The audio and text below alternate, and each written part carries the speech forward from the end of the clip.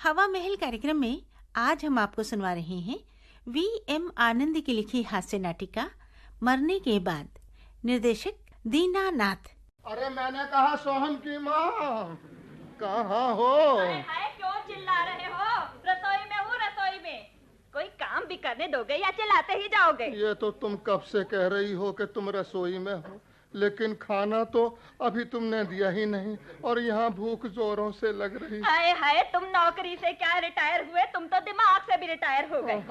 शाम को 6 बजते ही तुम्हें खाने के लिए चिल्लाना शुरू कर देते हो। देखो देखो सोहन की माँ, जब नौकरी में था ना तब भी यही आदत थी और अब भी यही आदत है कि मैं कोई काम पेंडिंग में नहीं छोड़ता। हाँ, और फिर कुछ ख्याल भी तो करो, मैं रिटायर्ड सही, बूढ़ा सही, लेकिन हूँ तो तुम्हारा पति देव। तुम्हारा फर्ज है तुम मेरी सेवा किया करो। अच्छा, तो मैं तुम्हारी सेवा करूं? You are most welcome. तुम्हारे लिए ऑमलेट बनाऊं? ऑमलेट? ले आओ 1-2 प्लेट, क्या चाहिए? तुम्हारे लिए चाट बनाऊं? चाट? Why not? जरूर जरूर जरूर। ये मूंग और मसूर की दाल है? आमलेट और चाट के साथ मसूर की दाल, यानी कि सब की सब चीजें नमकीन, मीठा कुछ भी नहीं। तुम्हें शर्म नहीं आती? सारा दिन बेकार खाट पर पड़े ऐठते रहते हो, न काम न धाम, और फिर हर वक्त तुम्हें कुछ खाने को जरूर चाहिए। हे भगवान, ऐसी भी कोई औरत होगी इस दुनिया में जो अपने पति को खाने पीने से टोके? हाय हाय, मैं कब रोकती हूँ तुम्हें खाने से?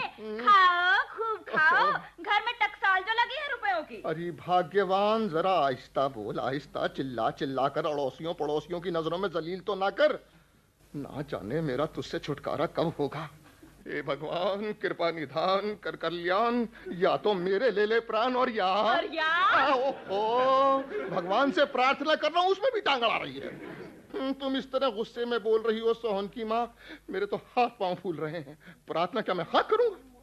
हे भगवान, कृपा निधान कर कल्याण, या तो मेरे ले ले प्राण और या भी मेरे ही ले ले प्राण। तो अब तो खुश हो। और उसी दिन रात को जब मंगतराम जी सो रहे थे तो किसी ने आकर झंझोड़ा। तुम कौन हो भाई? मुझे कहाँ ले जा रहा हो? छोड़ दो मेरा हाथ। बेकार हाथ छुड़ाने की कोशिश मत करो।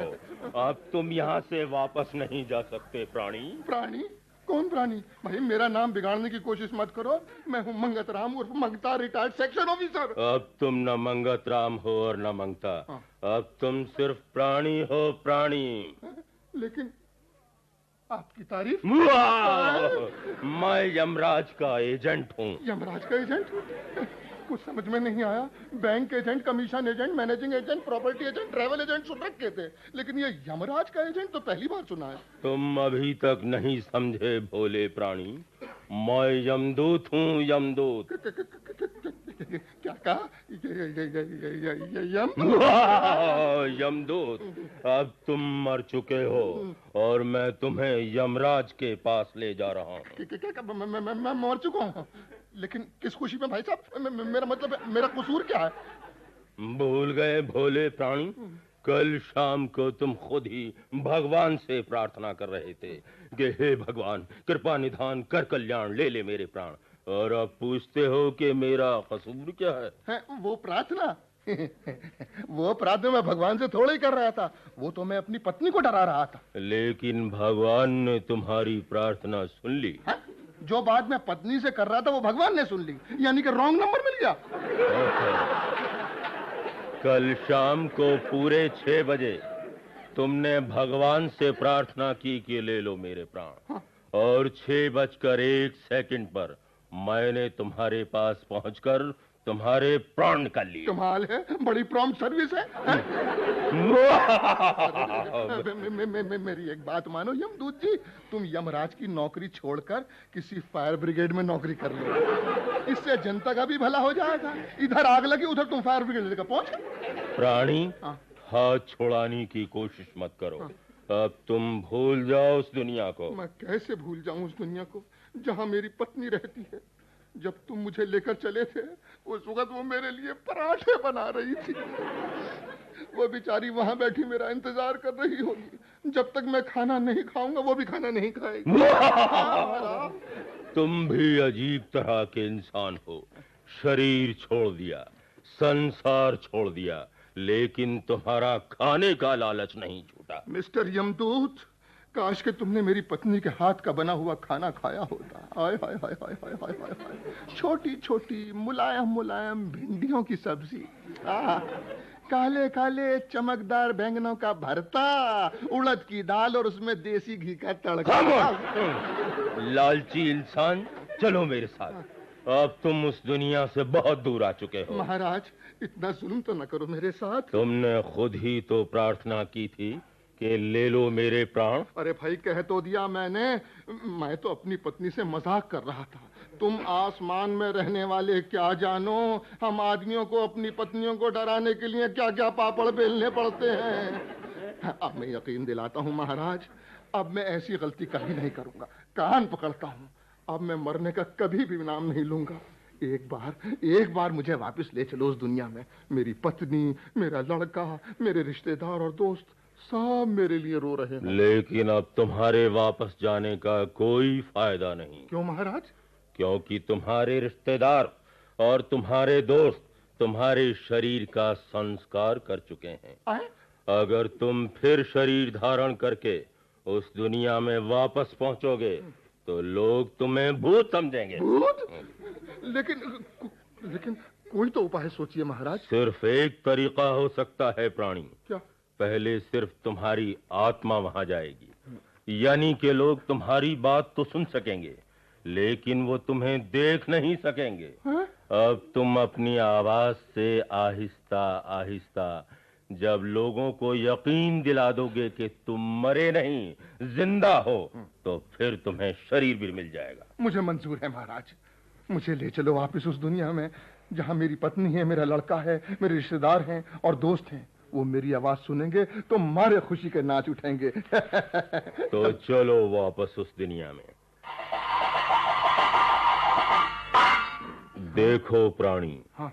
तुम अब इस दुनिया में वापस आ गए। हाँ, वही मोहल्ला। अब तुम प्राणी नहीं हो, अब तुम फिर मंगतराम उर्फ मंगता हो। देखो, ये लोग तुम्हारे मरने के बाद तुम्हारी याद में मातमी जलसा कर रहे हैं। जी हाँ महाराज। और वो देखिए, वो मेरा जिगरी दोस्त रुलाया राम भाषण देने के लिए खड़ा हो रहा है। भाइयों और बहनों, जैसे कि आप लोग जानते हैं, आज हम लाला मंगतराम की मौत पर शोक प्रकट करने के लिए इकट्ठे हुए हैं।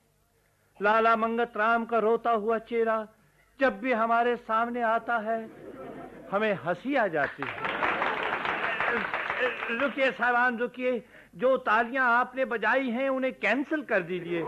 मैं गलत बोल गया।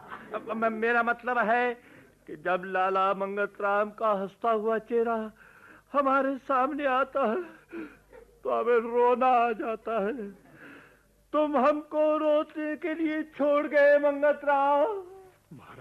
महाराज, मेरा ख्याल है मैं अपने आप को जाहिर कर दूं कि मैं जिंदा हूँ। चूको मत मंगतराम, यही मौका है। अपने दोस्त रुलियाराम को और न रुलाओ मंगतराम। तुम कहाँ हो मंगतराम? मैं यहाँ हूँ रुलाराम। है? ये कौन है बेवकूफ जो बीच में बोल रहा है? हाँ, तो मैं कह रहा था, लाला मंगतराम की जितनी भी तारीफ की जाए कम है। सूझबूझ वाले इंसान थे, वो मौका शनास थे। वो जानते थे कि किस वक्त कौन सी बात कहनी है। अरे ये कौन है बदतमीज जो फिर बीच में बोल रहा है?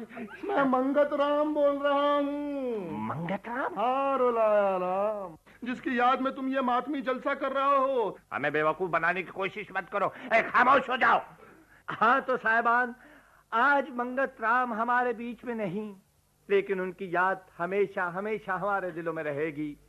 काश कि वो आज जिंदा होते और अपनी आंखों से देखते कि हम किस शान से उनका मातमी जलसा कर रहे हैं। रुलाया राम, अगर तुम चाहो तो मैं सचमुच तुम्हारे सामने आ सकता हूँ। हाँ, तुम सामने आओ तो सही।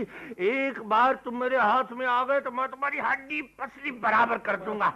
कमबख्त, मातमी जलसे में खलल डालता है। मंगतराम, अब चलो यहाँ से, तुम्हें यहाँ कोई नहीं पहचानेगा। ओह अच्छा, मुझे घर ले चलो महाराज। वो देखिए महाराज, मेरा लड़का सोहन मेरी याद में किस तरह रो रहा है। सोहन, रीटा, तुम अपने बापू की याद में इस तरह कब तक रोते रहोगे? जब तक घर के और लोग रो रहे हैं। सोहन, तुम्हें अपने बापू के मरने का बहुत दुख है? हाँ, बहुत दुख है। तुम्हें याद है सोहन, तुम्हारा बापू हमारी मोहब्बत की राह में रोड़े अटकाया करता था। हाँ, याद है। और तुम्हारा बापू कितना लालची था। हाँ रीटा, मैं वाकई इस बात से बहुत परेशान था। चलो छुट्टी हुई, अब तो हमारा रास्ता साफ हो गया। अब हम चैन से शादी कर सकेंगे। रीटा, मेरा हाथ न मत पकड़ो, कोई देख लेगा तो क्या कहेगा? सोहन। कौन है? कोई भी तो नहीं। ऐसा लगता है जैसे किसी की आवाज आ रही है। यहाँ तो कोई नहीं, तुम्हारा वहम है। हाँ तो अब बताओ सोहन, तुम कब शादी करोगी मेरे साथ? बस अब क्या देर है रीटा, चट मंगनी पट ब्याह। जब जब मुझे बाप याद आता है रोना आ जाता है। उसने इतना भी नहीं सोचा उसके बाद मेरा क्या होगा। वो अपने हाथों से अपने सोहन के हाथ भी पीले नहीं कर गया। सोहन, रो मत, खामोश हो जाओ। क्या खामोश हो जाऊं? मेरा ताजा ताजा बाप मरा है, मैं रो भी नहीं। मैं पूछता हूँ तुम हो कौन? मैं तुम्हारा बाप हूँ। मेरा बाप? मेरा बाप? जरा सामने आओ, मैं तुम्हें मजा चखाऊं। तुम्हें भी वहीं पहुंचा दूंगा जहाँ मेरा बाप गया। क्या है सोहन, तू किससे झगड़ रहा है बेटे? ना जाने माँ यहाँ कौन है, सामने भी नहीं आता और काम का बोलता चला जा रहा है। मैं बापू की याद में दुखी हूँ और ये मेरा मजाक उड़ा रहा है। सोहन की माँ? कौन है? सोहन की माँ? पिटे मुंह, हमारे घर में मातम हो रहा है और तुम हे कर रहे हो। शर्म नहीं आती तुम्हें? कौन हो तुम? मैं हूँ, मेरा मतलब है मैं हूँ मंगता। मंगता? मंगता? हाँ सोहन। अरे ये कोई वक्त है मांगने का? सोहन की माँ, मुझे पहचानने की कोशिश करो। मैं तुम्हारा पति हूँ, मैं तुम्हारा पति हूँ। पति, मैं तुम्हारा पति हूँ। पति पति। पहचानो, पहचानो, मुझे पहचानो। क्या चिल्ला रहे हो कि तुम्हारा पति हूँ, तुम्हारा पति हूँ? अरे वो तो तुम पिछले 40 साल से चिल्ला रहे हो कि तुम मेरे पति हो। कोई नई बात बताओ। अच्छा, हाँ हाँ, मैं तुम्हें नई बात बताता हूँ। मैंने एक बड़ा भयानक सपना देखा। सपने में क्या देखता हूँ कि मैं मर चुका हूँ और यमदूत मुझे यमराज के पास ले जा रहे हैं। सच? फिर क्या हुआ? फिर झुमका गिरा रहे। नहीं नहीं, मेरे कहने सुनने पर मुझे इस दुनिया में गिरा गया। फिर मैंने देखा कि मरने के बाद लोग किस तरह मुंह फेर लेते हैं। मुझे किसी ने भी नहीं पहचाना, रुलाया राम ने नहीं पहचाना, सोहन ने नहीं पहचाना, यहाँ तक कि तुमने भी नहीं पहचाना। मैंने देख लिया है मरने के बाद क्या होता है। अब मैंने फैसला कर लिया कि मैं कभी नहीं मरूंगा, कभी नहीं मरूंगा। आय हाय, मैं पूछती हूँ, अगर तुमने कभी मरना ही नहीं था तो बीमा क्यों कराया था?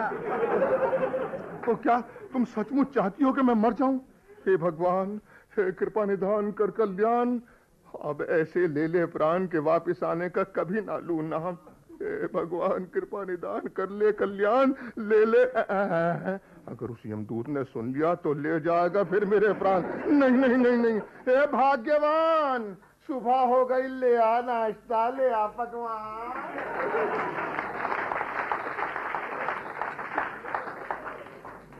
अभी आपने हास्य नाटिका सुनी मरने के बाद।